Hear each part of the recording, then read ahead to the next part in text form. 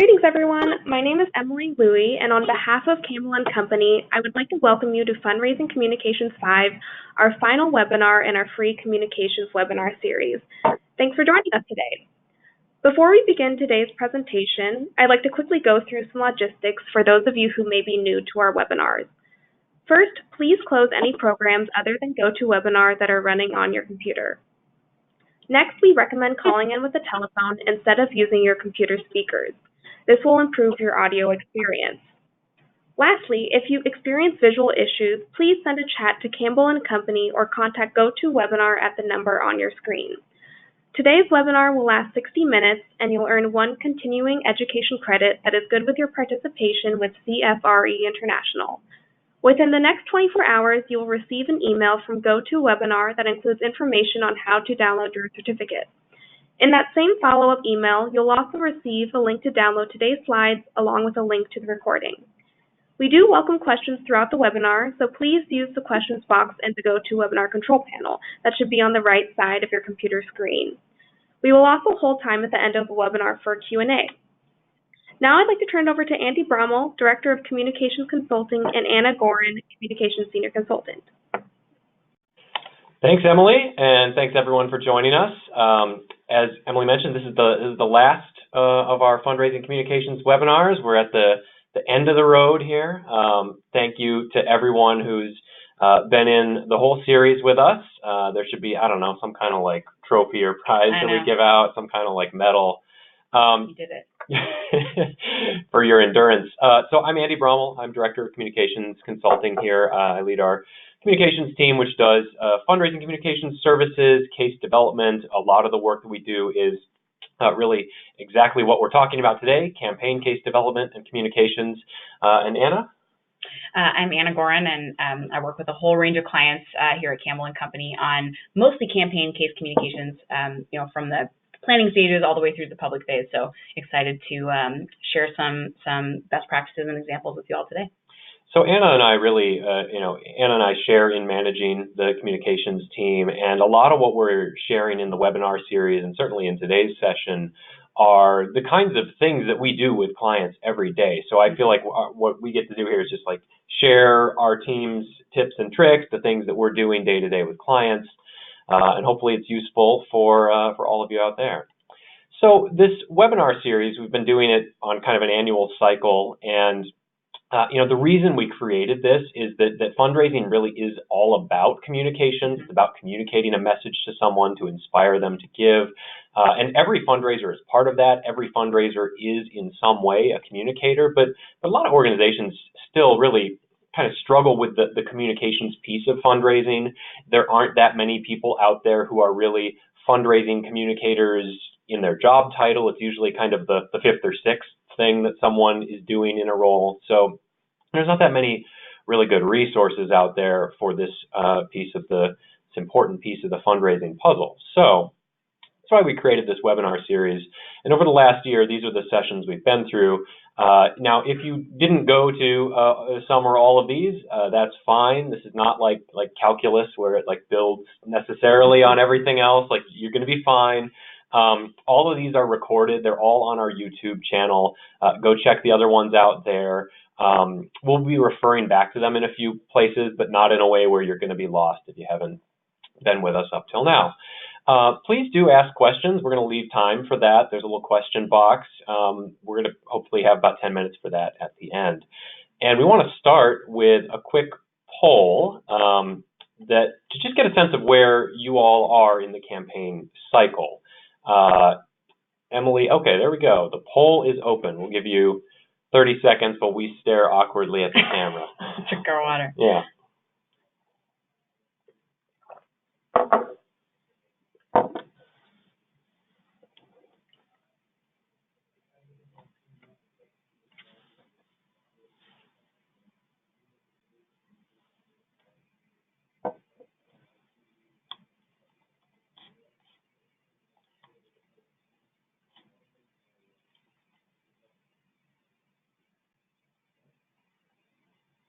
Okay. So let's see, how do we see the poll results?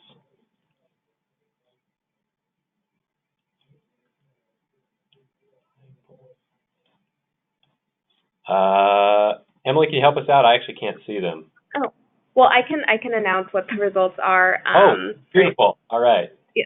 So 22% replied that they're not in a campaign. 39% are planning a campaign.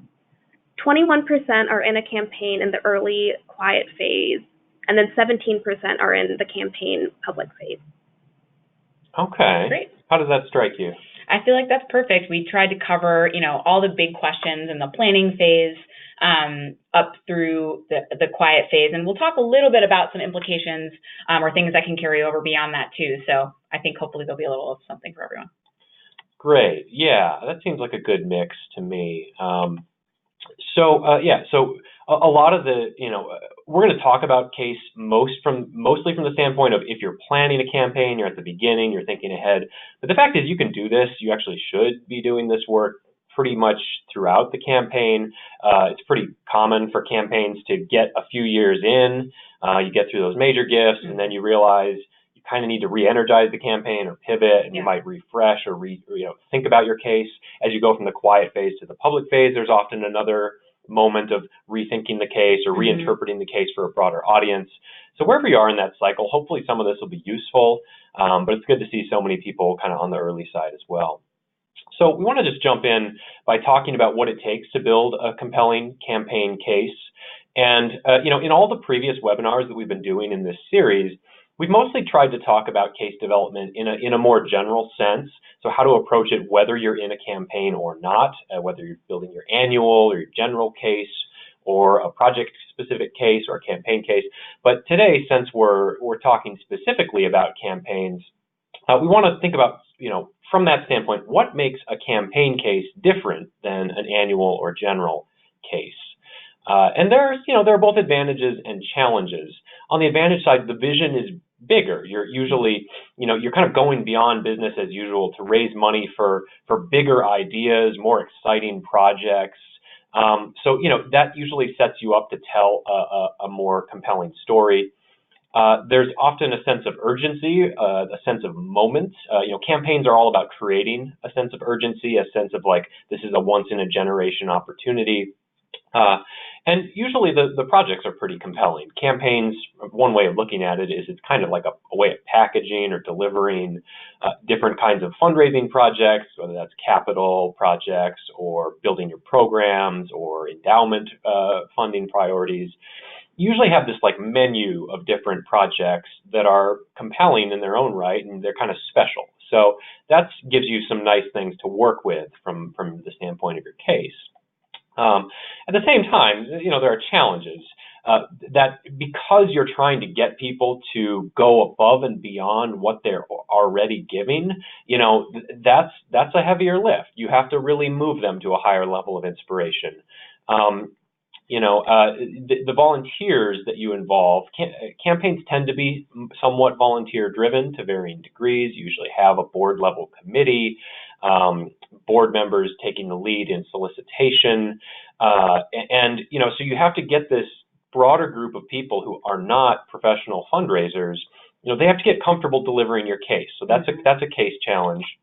And then, just in terms of the process, like we're talking about how important it is to have a bigger vision, to inspire people to give above and beyond. So you need powerful ideas, but it's really hard to get powerful ideas to come all the way through a really inclusive decision-making process where like staff are consulted, leadership is consulted, a board committee is consulted, the full board might be involved at some point. You get a lot of cooks in the kitchen, and that core challenge of like isolating a really powerful vision and idea, like the more people you have touching it, the harder it is to keep it from getting pulled into a bunch of different, less compelling directions. So, it's just a process challenge. So given those challenges, what are some of the pitfalls that organizations fall into? We have kind of a front row seat to this because as consultants, one of the main things we do is campaign planning studies, feasibility studies, as they're sort of generally known. We're always out there taking, basic feasibility study model is you take a kind of a preliminary version of a campaign case and you go get some feedback on it from donors and volunteers. So here's some of the stuff we hear all the time. That's a nice vision. I like the big vision, but I need to see the details. You know, it doesn't seem very credible. Or on the flip side, those seem like nice projects, but really, what's the larger vision? What will really be different? You know, why is this different from just giving making my annual gift? I think I'll just keep giving at my current level. I don't see a reason to change. Or this is our favorite. I didn't read it. You know, we send them a document in advance. We show up to an interview. We'd like to get your feedback on this campaign idea, and turns out they didn't read it. So a lot of the stuff that we're going to talk about today responds to these challenges one way or another. The thing that stands out to me as I look at these is that they're all kind of like dismissive. Like they're not. They're even the ones that are sort of positive. They're sort of positive but dismissive. Like what you're not seeing typically is like people really digging into your case and finding all the weak points and isolating them and attacking them. You know, right. It's like if someone's doing that, they're probably going to make you a gift. Like that's a sign that they're really interested. They're just kind of putting it to the test or rationalizing the decision to themselves. You know, in terms of cases, death is usually more like a kind of like friendly dismissal or deflection than it is like somebody really attacking your case like a lawyer. So that's just something to keep in mind. Yeah, and I think too at the feasibility stage, clients are starting to make that pivot from their internal needs. Maybe you just came out of a strategic plan and you know what you need as an organization, to starting to reframe that as, you know, why does this matter to the community? And so that's another thing that can come up too, and that we really have to put front and center is why is this not just good for us as an organization, but of course, why does this matter to donors? Why does this matter to the community? And people will push on that. Yeah. If it just sounds like, oh, here's all the stuff the organization wants to do. That can be fairly transparent. So ultimately what we're getting at here is that really the case is what makes a campaign a campaign. It's what makes it different from day-to-day fundraising. It's a way of taking some special giving initiatives and packaging them together into a more complete story, a larger vision, and then you're kind of relying on the power of that story to inspire donors to give, you know, twice as much as they were before, usually. So the case is just critical to making a campaign real. So what goes into that case? If you've been following our previous webinars, you may recognize this structure. These are the 6 elements of a case for support that we use to look at case development. And, you know, typically these go in different combinations, they go in different orders, you know, they apply differently, but generally speaking, every case needs all 6 of these to some degree, and every case is like a sort of a recipe that is made uniquely out of these 6 ingredients. And there are 3 that really matter the most in a campaign setting. There are 3 that really like make it campaigny, and that's the impetus, the vision, and the plan. You know, what that isolates is this question of like, what is this big idea that we need to tackle through this campaign? Why do we need to do it now? And what's our plan to get it done? That's what elevates a campaign or a case to like more of a campaign feeling. So those 3 elements are what we're gonna start by talking about those. And remember, so we're gonna start with the impetus, which is like the most, I don't know, it's kind of a funny word choice that we've used for this, but I feel like we're sort of committed to it at this point. Like urgency. Yeah. I mean, it's like urgency. What's the moment? This is how you create a sense of time. You'll see a lot of time language in this section. This is the why now.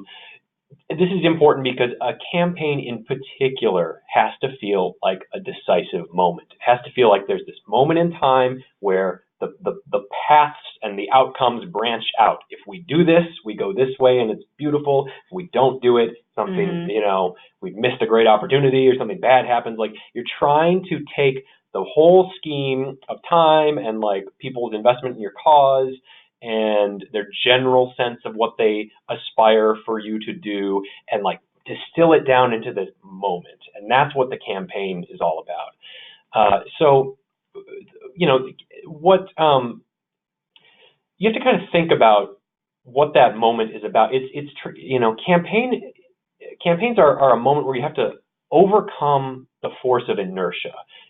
Think about what you're asking your donors to do. And here we take our inspiration from Newton's first law of motion. An object at rest will stay at rest. An object in motion will stay in motion with the same speed and direction until a force acts upon it. So, short version, people and things are going to keep on doing whatever they've already been doing unless you reach them with some outside force or impetus. So in donor terms, if someone's been giving you X dollars a year every year for the last 5 years, they're just on a real steady pattern.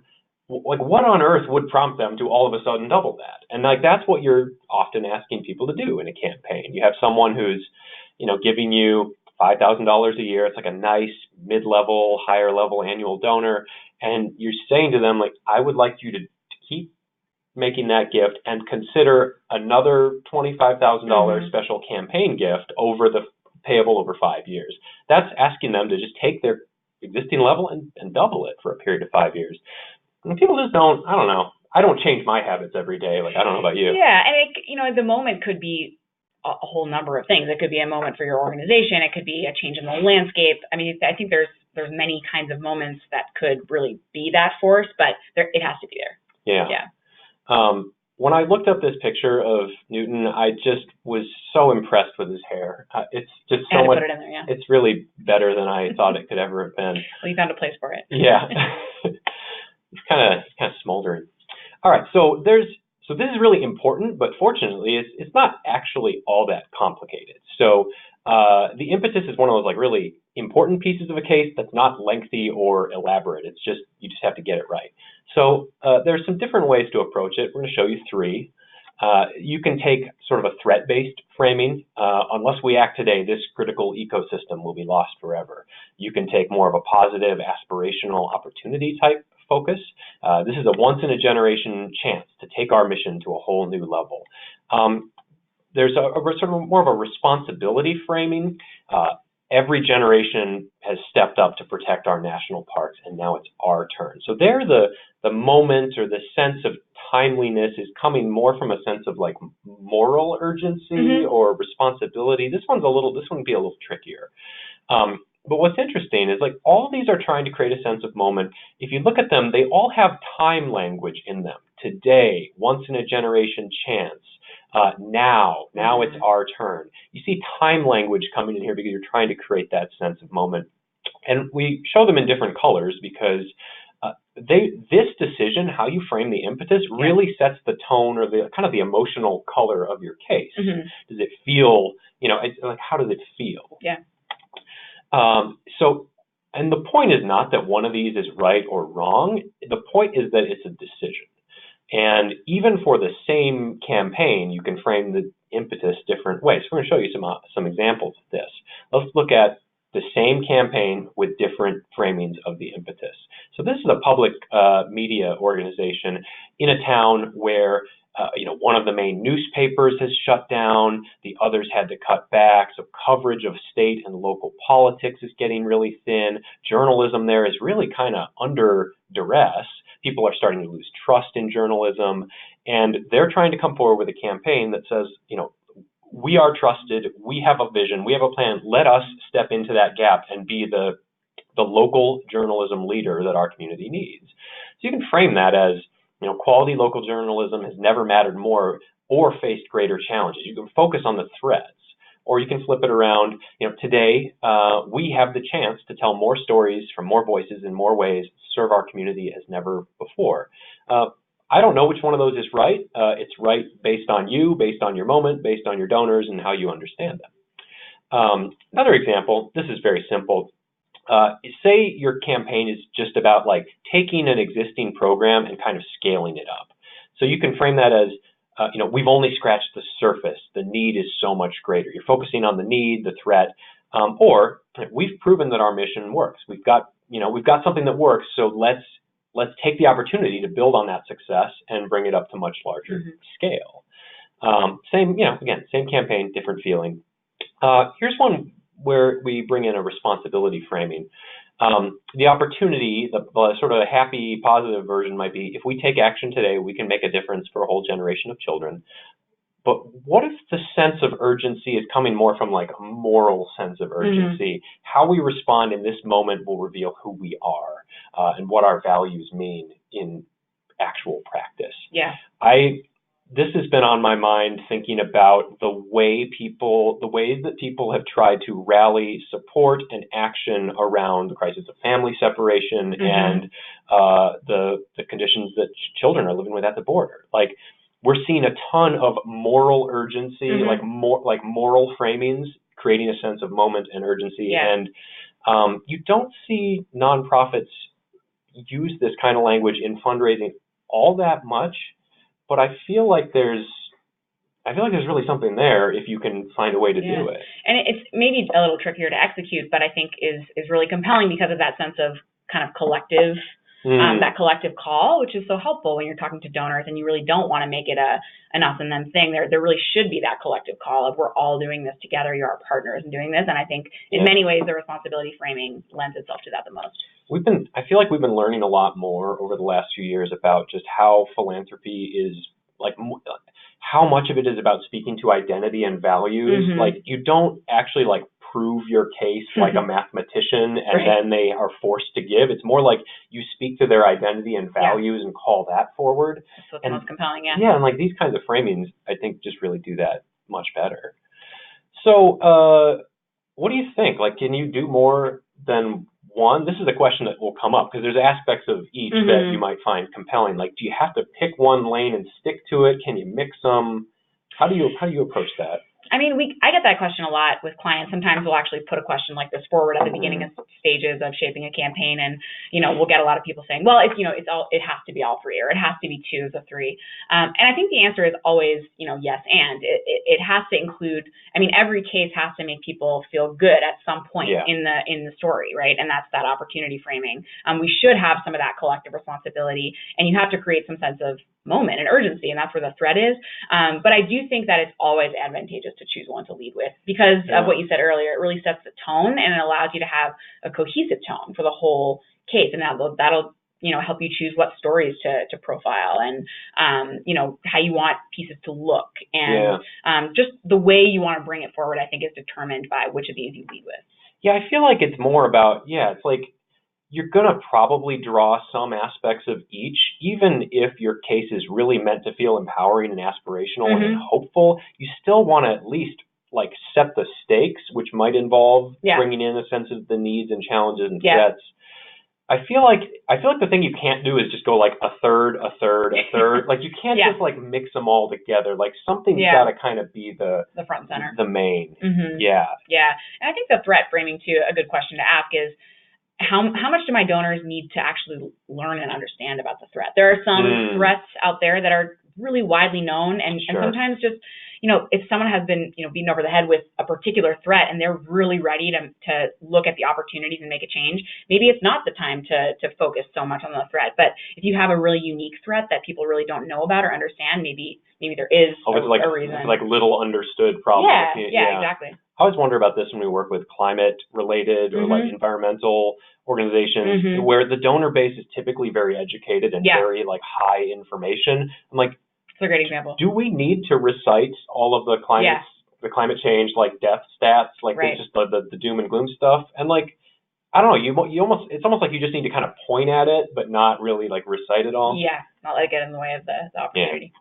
So all this is just to say, like, think about this and figure out what's right and make a decision and kind of commit to it. And just remember that someone along the way is going to ask, so what? They're going to ask, why now? And this is a question that you could feel very exposed if you haven't really been thinking about the case enough with this, and then you bring it to your board and someone asks you a version of this question. You can feel instantly like all your smart thinking is just completely pointless. So good to think about. Tell us about vision. Great. Well, so the vision is, there's really nothing else that matters more in your case without this. It's the rest of it is not as critical. So going back to what Andy mentioned earlier, that inertia piece, this is where the vision comes in, because campaigns depend on visionary giving, right? You're asking people to step up in this whole new way. And that means you need a strong campaign vision. And a campaign vision, it will do a lot of things for you, particularly if this is the first thing that you really try and tackle as you go out and build out your case. It answers that question, what's going to be different, right? And not just with an answer, but in a way that actually helps people helps a donor picture what it's going to look like and get them excited. So, for example, we'll create a community where no child goes hungry at school. It's distinguished from your annual message. So if your annual message is really focused on what's great about your organization today, you have an opportunity to move beyond that. And that lets you do a couple things. It lets you continue to fundraise for annual and focus on that and not take away from that, while also putting forward something that's really unique. So we'll secure the sample school experience for a new generation of students. It's not just about what we do today, but it's about the next step.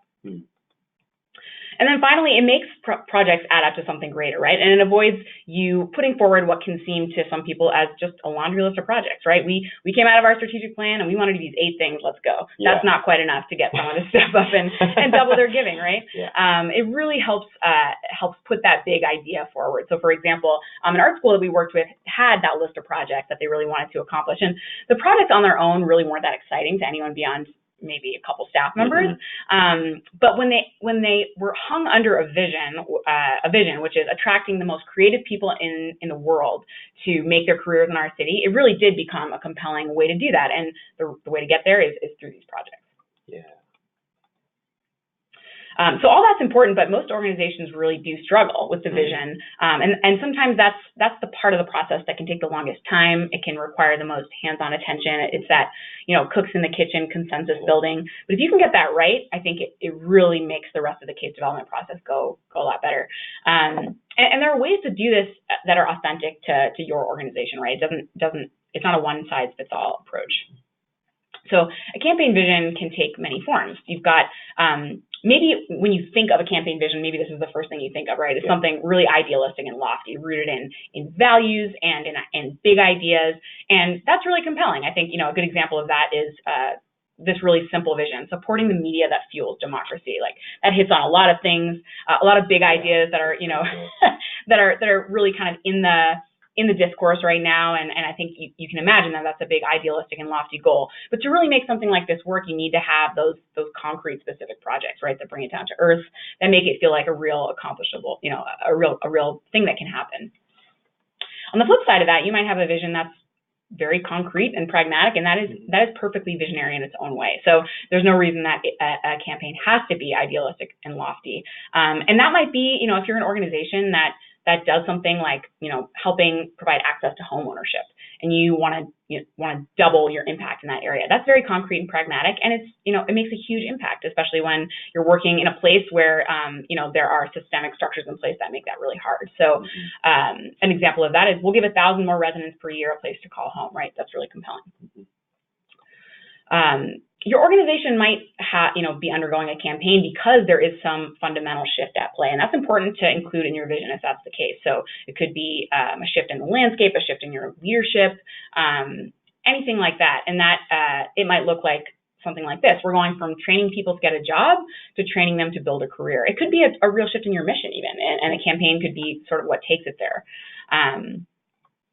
And then on the flip side of that, you might just have a campaign that's building on success, and that's perfectly okay too. If you've been doing something for a long time, it's been working really well, you've built up a lot of goodwill and credibility in the community, and you want to expand that, then you might have a vision that's something like this: we'll ensure our city has a world-class theater for another 100 years. And in that case, you might want to really draw on that legacy and history and credential. So easier said than done, right, to do all of that. This is, I'm sure if we had more time, we would get you into all of the challenging processes that we've gone through with clients to really just get to that one sentence vision, right? But there are a few guidelines to get you started. So for starters, you want your vision to be concise, and in all of these examples, we've put these one sentence visions up on the slide, and that's because we encourage our clients to do the same thing. For example, we must make our campus reflect and support who we are as a school. It's simple, it's concise, and this is really important. It's like a perfect little thought. Exactly, it's a thought, and that's actually perfect because it's existing in your mind and not in writing. When you're writing for a brochure or for web copy, you're writing for a reader, but the fundraising that's happening, particularly at the beginning of a campaign, it's all about conversation. Yeah. So it has to work in conversation, and it has to be something that you could remember, or a potential donor could remember in a conversation. Which is, I think, what brings us to this next point, which is that it has to be memorable, which is related to concise. So a great example there is we're going to go from addressing homelessness to preventing it. I could remember that in my sleep. So I think particularly when you have situations where you're out there talking with a prospective client, and they need to, when it comes to a big gift, the inertia we talked about before, it has to be, it's a gift they think about. They're not going to make a decision right then and there. They might go and talk to their spouse. They might go and talk to their financial advisor. And so they need to be able to bring those little nuggets from that conversation forward. And that's why concise and memorable can be really important. The idea has to be charismatic, and that's, I think what we mean by that is just it has to be an idea that people want to get behind, and that can feel a little bit maybe vague or intangible, but I think it's the kind of thing that you just know when you see it, right? It's like when you hear it, you feel you're like you just want to be a part of it. Like you feel sort of pulled forward to it. You get that kind of joiner feeling, and you're like, yes, I want to be on that bandwagon. So kind of a classic example of that would be JFK's "Put a Man on the Moon." I think that's a big idea that a lot of people wanted to get behind.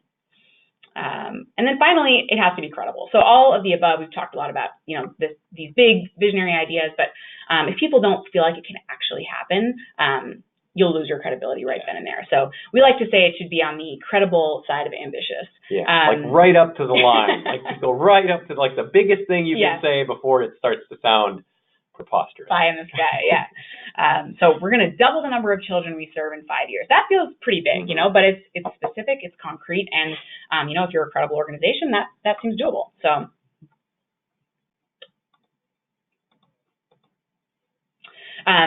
we're just going to close this section, we just wanted to share a couple of the exercises and tricks we do in workshops and conversations and focus groups at the beginning of the process, often with the people who are closest to shaping the vision, to get to some of these things that we've talked about.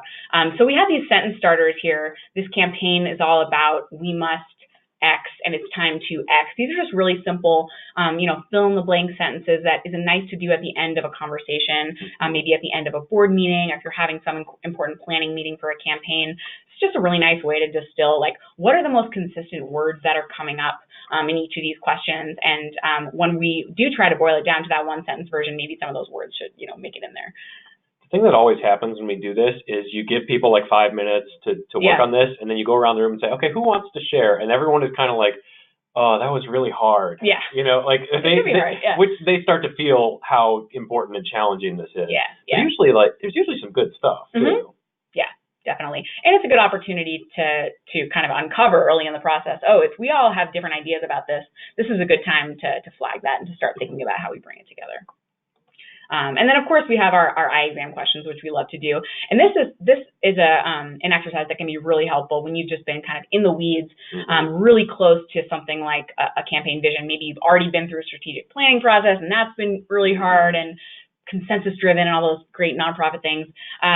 And you want to just kind of have some quick gut reaction questions. And so you might ask stuff like this. Is it emotional or rational? Is it big picture or specific? Is it energetic or weighty? Is it a threat or an aspiration? And of course, the answer will always be it's all of it, right? But forcing people to, again, like we talked about with the impetus, to lead with a particular tone or idea is really helpful and just kind of helps you swing in one direction or another. So one question to kind of leave us with this question of vision is, how do you create a campaign vision that can last the life of the campaign? Campaigns can last anywhere from 2 to 7+ years, and a lot can change in that time. And yet we're talking about the campaign really being the foundational part of the vision being a foundational part of it. So yeah, this is a good. When people are planning campaigns, like they're just thinking about the first year, and they often, it doesn't really. You don't feel the weight of like, oh, I have to live with this case or these ideas for like 5 years. That's so long. And you have to kind of think like, what is an idea that's compelling enough that I know it's still going to have juice in it like 3 years from now when we're sick of this campaign and we're trying to find the next burst of energy to work further down the gift table and get ready for the public launch. So, to me, this is where you want ideas that are energizing. That's not just like, oh, this accurately describes what we're trying to do, but actually that when you see it, you feel energized or empowered, or you feel activated, because you're going to need that. Campaigns are kind of a slog, you know? Yeah, and I think that this comes into play when you have maybe a campaign that seems very straightforward. Say if you're aging out of a building and you really need a new home, right? And it can feel really straightforward, and it can feel like maybe I don't need to go through this whole process of putting together a campaign vision. But it is helpful to remember, you have to be out there for several years talking about this, and it's always going to have to add up to more than needing a new building, right? So it can be really valuable to think through those charismatic ideas at the beginning so that they really have some staying power. All right. So onto the plan section. So, if the vision is kind of the emotional side of your case, the plan is really appealing to the rational side, and they do go together, because plans and projects are what make a campaign real, right? They build confidence, they give it structure, and they create that sense of time and momentum. So going back to this six pillar outline that you saw, you can see that the vision and the plan actually work together. They're sort of the two different sides of the coin of the what of the campaign. The what will be different and what will we do with your gift. And you really can't have one without the other. So, for example, we have a vision here, expanding our capacity to serve 500 more students by 2020. And here are your three plans or three projects. And so you can see that without the vision, it's just kind of, here's some stuff we want to fundraise for. And without the plan, it's not really that credible. It's an idea that people might be excited by, but they can't really move beyond that. Another example here is, maybe of a little loftier vision, a world without X disease. And here you might have plans that in and of themselves are pretty lofty, and they might need their own sub-specific projects that really drill down to, okay, research for a cure, this many staff, this kind of capital investment, this kind of endowment, whatever it might be. So the plan gives it structure, and the projects are what make that structure up. In most campaigns, every major project needs a project case. So let's talk about that for a minute, because I think this is something that can not all of our clients are fully aware of at the beginning of a process. It can feel like, if we nail the vision and we can kind of keep trucking. But there's a couple things that are important to note about project cases. Those are those blue boxes that you saw on the screen earlier. One is that they capture the vision and the appeal almost like a standalone case. So they bring a campaign down to earth, and they make it real and provide structure. So if you've been involved with major donors, perhaps through a feasibility study, they may have seen a proposed vision and maybe some sketches of plans. But when you come back to them with real kind of project cases that are a little more fleshed out, it really feels like you've made some progress and showed some momentum. It's enough detail. You want to provide enough detail to give your donors and your fundraisers and volunteers confidence. Andy mentioned earlier, through a campaign, you have to loop in so many more people who may not be, trained or as comfortable sharing the message. And so there's so many, there's cultivation steps that are included in building your case by just helping people feel comfortable sharing the message. So when you have those, when you have it grounded by those specific details and those different project ideas, it can give people the confidence to say, hey, here's what we're actually doing. Here's how I can talk to you about it. On the flip side of that, I think it's important to share that you can absolutely launch a campaign and go out and talk to people, especially your closest donors and stakeholders, while some of those project cases are still shaping. I think most savvy donors understand that plans take time to come together, that their feedback in particular is an input to shaping those plans. So don't feel like you have to wait until every T is crossed and I is dotted. There are ways to give people the confidence that it feels real enough without while still moving forward at the same time. And ultimately, the level of detail that you want to share really just depends on the audience and the project. So again, those close-in folks might actually, they might be along for the ride with you a little bit. And maybe when you get out to going down the gift pyramid, you might want to be a little bit more confident in the details that you're putting forward. So we want to just take a minute to, one of those boxes on the previous slide talked about the questions that you might get when you're putting forward a campaign project or a project case. And this is something we see a lot in feasibility studies, or even just through the review process of putting together a campaign case. There's a few main categories. One is just the operational question of, yeah, this sounds great, but most campaigns are about sort of increase in impact, increase in size, increase in capacity and staff, and people want to know how will it be sustained, and that's a question to be prepared for. We often advise people to, maybe have an FAQ that goes alongside their case, so you may not have every detail in your case, but you're ready for those questions that build confidence. There's the question of what will the impact or the outcomes be, and I think that this gets at that point that we made at the beginning of the webinar, that it's really all about why does this matter to the community? It cannot ever just be about why this is going to be great for your organization. And I think outcomes, really honing in on the 4 or 5 outcomes of the campaign can really be helpful in putting that front and center. Sometimes those can get buried in a lot of the details. Just the really practical questions. Why does it cost so much? Yeah. What's the construction timeline? What are the hard and soft costs? Yeah. It takes time to get some of those details together, but even if you can put together a high-level budget and be really transparent that, this is going to shift and change, and we'll sort of update you as you need to know on a need-to-know basis, that's a great way to make people feel informed and feel part of the process, and also build the confidence that it's really going to happen and you've thought of all these things. And then finally, when you have an endowment component of your campaign, just a lot of donors need the basic education of how does endowment work? What does this gift mean? And also, I think this is a really important one, what difference it makes at your organization. It's often not just enough to say endowment's important, it's important to everything we do. This is an opportunity to educate your donors about the difference that endowment makes at your organization. So really quick, going back to the point of how do you talk about a capital project in particular before you have the detailed plans? Because I think that this is the place where we see the most, clients having to go out there and start to fundraise because you've got to be out of your building, or you have some real urgent timeline constraints, but you may not have all of the detailed plans. So here's an example of something, we often advise people to put together a top 5 list of maybe not every detail about what it will look like, but the top 5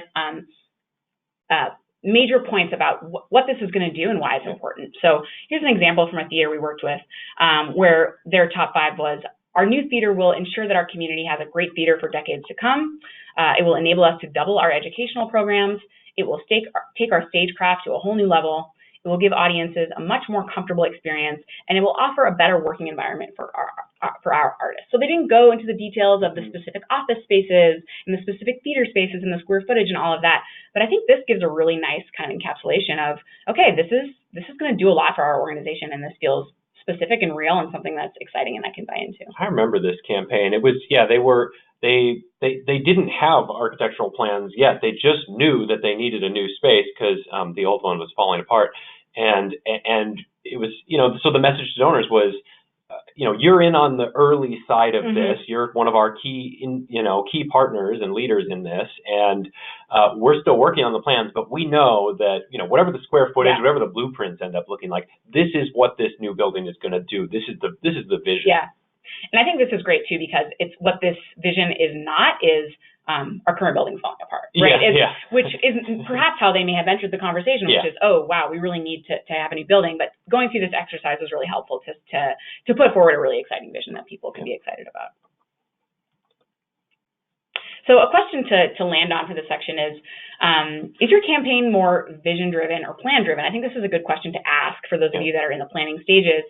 Often we'll get, at the beginning of a process, a lot of clients come to us, some who already have a vision and they're really just shaping the plans, and some that have an urgent need, like for a new building, and really need to shape the vision. And they each have their own unique challenges. So yeah, what do you think about this question? I feel like we've seen every version of this. We put these on a spectrum. We worked on a campaign a few years ago for a major history museum that was all about kind of preserving the history and the identity of its city. And the campaign was all about that sense of city, local identity. And the vision really spoke to that. The materials spoke to that. It was really about rallying local pride and saying if you care about this city, we're the one institution that kind of enshrines our collective civic and local identity. And so it had a really clear vision. And then the plan was like, there were like 12 or 13 projects in that campaign. They were all perfectly interesting, good projects. If you were a donor, you could probably like find your specific pet project that you were most into. But honestly, like you could have swapped out all the projects for a different set of other good projects, and the vision would have remained the same. So like to me, that's a good test, is if the projects were different, would the vision change? Or sometimes it would. If you think about the theater example that we were just talking about, for them, that was a very plan or project-driven campaign. It was really all about, we need a new home that takes our mission, like a proper home for our mission. And if they changed the substance of that campaign, that vision would have totally changed. I think another way to think about, if you're going to lead with a plan-driven campaign or a vision-driven campaign is, looking at your donor audience and seeing, are we really going to segment, how deeply are we going to segment this audience or not? Because some campaigns have, really kind of clear, distinct pillars or priorities that can really appeal to different audiences. And other times it's, like the example you just gave, you have a vision that is, can appeal to everyone in the constituency, and the plans could kind of be swapped in or out. You may have someone who's more interested in this or that, but it's maybe less of an issue. So I think that's a good question to ask at the beginning of a process. Can we really kind of focus our plans and our priorities in such a way that we can really tailor to different audiences who will be interested in like scholarship versus capital, for example? Or are we really just going to go all in on vision and just really make that the thing? Like trying to rally everyone around the same vision. So, an interesting question to ask yourself. Again, no right or wrong answer. You just have to think about what the actual shape and structure of your campaign is. So we want to end with a little section just mapping out some of the steps that you would take to get from zero, by which we mean we have a very general notion of a campaign, but that's all, to being ready to go ask for major gifts. And because this is the journey that we are on with most organizations, in our client work. And you can think about this. I roughed this out as 6 months and 6 months. It could be more or less depending, but you're generally walking through a process of starting with initial case development. What is this? What do we think this campaign is about? What do we know? What is still being defined?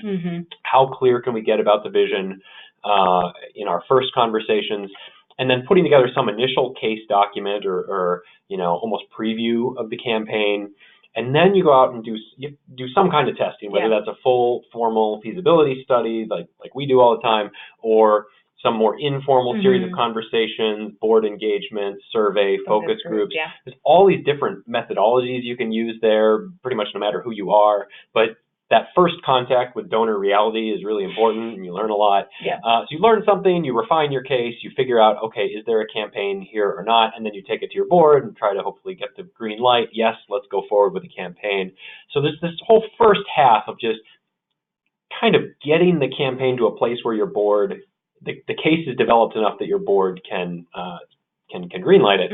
And then from there, there's a next big stage of work where you refine the case, you reflect on what you learned in your testing or study. You create, in many cases, you will create a campaign identity, a campaign name, logo. What's the look and feel of materials going to be? Is there a tagline? What are the key themes and messages? Really trying to set the creative direction for the campaign, and then producing some set or piece to help you with major donor cultivation. And if you want to learn more about this, we have a whole webinar about it, Fundraising Communications 4. You can find that on the YouTube channel, where we show a bunch of samples of different kinds of major donor materials. So this can be extensive. It can be, brochures, presentation pieces, flip books, video pieces. It can, it's whatever you need. So that's typically about 6 months of work. It can be more or less. And then alongside or after that, you might also think about case message coaching or training for your campaign committee, your board of directors, your staff leadership, maybe even frontline staff in certain ways, certainly your fundraising team. So, it's not just good enough to just have a very well done case in writing. You need to, the goal you want is like people feel comfortable talking about it. And you might also do some communications planning or strategy for the quiet phase of the campaign. You don't typically need to be thinking about the public phase right away, but thinking about how we're going to kind of seed campaign messages into our different channels. So the question when you look at that, and we know, we have a whole range of organizations that attend these webinars, and some of them might be looking at this and saying, well, okay, that's great, but I don't have time for all that. We're already in the middle of the campaign. Mm-hmm. So I don't know, what do you think about that? It's a good question because, of course, you always have your ideal state, and then we have to flex, and that's what we do in our work with all of our clients. I think there's definitely pieces of that process that, are maybe less essential depending on what your situation is. I think the creation of a campaign identity, for example, isn't always necessary. You might not need it. You might have, I think, asking yourself who the audience is really important with this, because some campaigns are really kind of more closely held insider campaigns. And I think that requires a little bit more of a streamlined process. You're really building a case maybe for a smaller pool of people. Yeah. If you have a case that represents a fundamental shift for your organization, a reintroduction of a new leader, something that is like an extra monumental moment for the organization, you might want to, take the time to really brand the campaign in a particular way. I think, let's see what else. The consensus building process is really what can take the most time. So for sure. Upfront deciding, how can we incorporate, how can we build that kind of inclusive process that maybe matches your organizational values, while also being really strategic about when we're including people at what time, because there is no good case that will be produced by committee, right? So setting really clear roles at the front, deciding, this is when we're going to have, donor community feedback. This is when we're going to have the program staff weigh in, and really sticking to that, I think, can really help you condense the timeline and deciding like, here are the two decision makers and we're sticking with that. Yeah, controlling the review process, the scope, the number and scope of reviewers. I feel like even if you're in the middle of the campaign and realizing you need to refresh your case, you could chart out an abbreviated path where you take your existing case, do 2 or 3 quick focus groups, get that feedback, revise the case, have like one person do the writing on revising it, bring it to a tight group of reviewers, and there are ways to take a more direct path through this. Yeah. So we've got some time for questions. Emily, can you let us know if we've got any questions to work with here? We do have a few.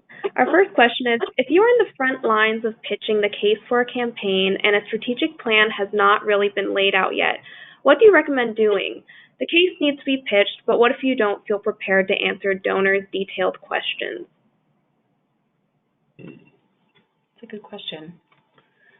I feel like I've in a few of those situations currently, actually, that I could draw on. I mean, this is another example of where you're in your ideal state, you'd have a campaign flowing from a strategic plan. I think that's a really useful tool and guide and confidence builder for donors. But that's not always the case. And like the timing of some of the impetus moments for a campaign often don't line up with when you might do your strategic plan. So I think, for one, just being really transparent with donors about sort of where you are in that process, if there's a reason why you have to do this campaign now, and really building out the impetus to help them understand, here's the cycle of how we do our strategic plans, but we have to do this campaign now. So here's how we're going to draw on, some of the goals of the last plan and some of the things we think we're going to, we're moving toward, and maybe a campaign will flow into a strategic plan. We've certainly seen that happen as well. Yeah, the relationship of those two things can be before, during, after. Like we've seen and sometimes when you think like the ideal, the like most logical sequence of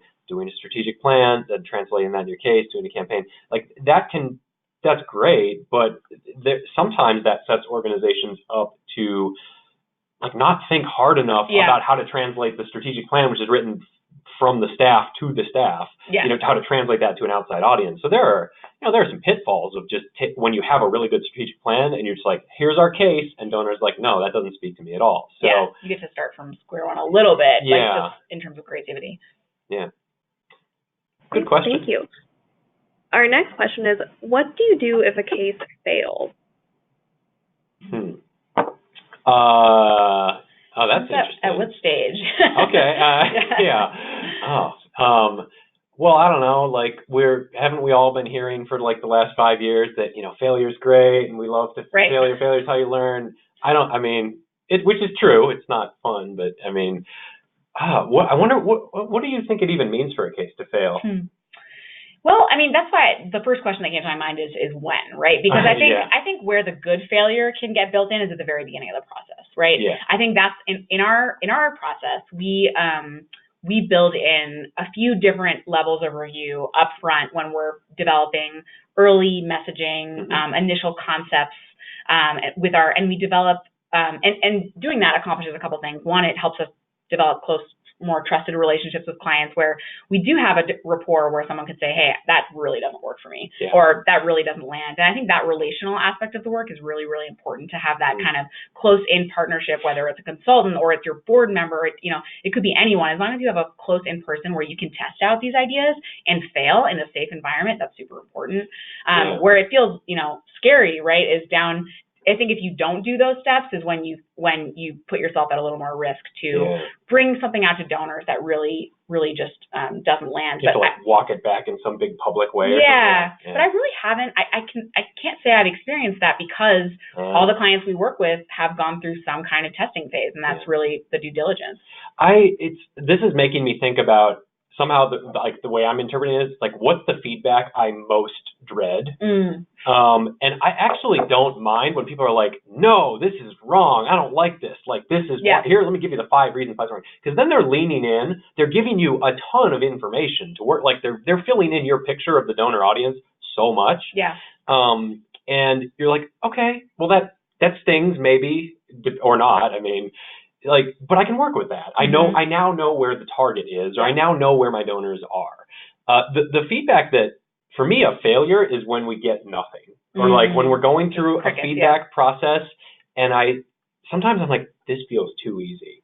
People are just kind of reviewing the document. They're not really giving any feedback. They're saying, oh, this is good, this is fine. We're not using all the time on the agenda to discuss it. That to me means these people aren't really thinking about this yet. This campaign, they're not really realizing it. They're going to have to ask people in this campaign soon. Like they're not, that to me just feels like a problem waiting to happen. Whereas when someone's like, I hate this case and let me tell you why, I'm like, great, give me, let's go. You can't, it's very hard to hurt our feelings at this point. And I think one of the other things that could be a perceived failure is when you've kind of gone through the process, like Andy laid out, you have your great case and maybe you've built a lot of great buy-in internally or with your close-in people, but then no one really knows quite how to go out there and do it and actually share the message and have the conversation. And that, I think that in and of itself can feel like a failure. And that's where those steps that Andy laid out around coaching and just kind of socializing, especially your volunteers to your case, not relying, like at a certain point, there comes this handoff where we can't be presenting the case anymore. It has to be owned by you all, by the client. And so I think that's a really important transition to make in thinking through not just how can I get to the document or to the words, but what do I need to do to get the people who are the messengers for this campaign to actually internalize this and use it. Can we do one more question, like lightning round? Sure. Right. Should a case involve an ask or invitation to join, or should this be saved for a one-on-one conversation? Okay. So in terms of what goes into the case document itself, I think you do need case documents of whatever the format. I think you need to include an ask or a call to action, really. I mean, obviously, like your case, some printed brochure or some printed piece or whatever is not going to say, and we would like you,